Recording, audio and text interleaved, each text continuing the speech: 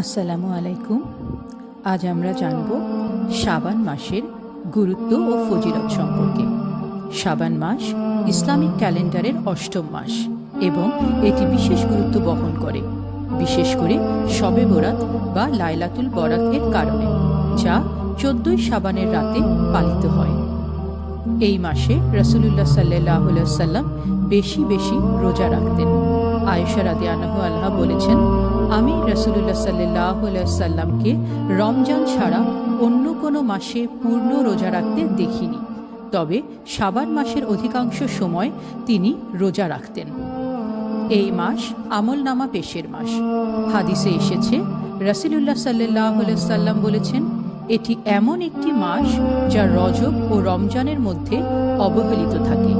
এটি এমন এক মাস যাতে মানুষের আমলনামা আল্লাহর কাছে উপস্থাপন করা হয়। তাই আমি চাই যখন আমার আমলনামা পেশ করা হবে তখন আমি রোজাদার থাকি। শাবানের রাতকে ইসলামে অত্যন্ত ফজিলতপূর্ণ মনে করা হয়। এই রাতে আল্লাহ তাআলা বান্দাদের গুনাহ মাফ করেন এবং তাদের ভাগ্য নির্ধারণ করেন বলে হাদিসে উল্লেখ করা আছে। এই মাসে বেশি বেশি ইস্তেগফার ও তওবা করা প্রয়োজন।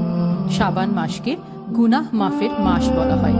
বিশেষ করে 14 শাবান রাত অত্যন্ত গুরুত্বপূর্ণ।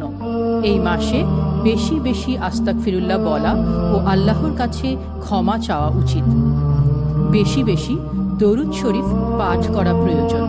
রাসূলুল্লাহ সাল্লাল্লাহু আলাইহি ওয়াসাল্লাম বলেছেন, শাবান আমার মাস এবং রমজান উম্মতের মাস, তাই বেশি বেশি দরুদ শরীফ পড়া উত্তম।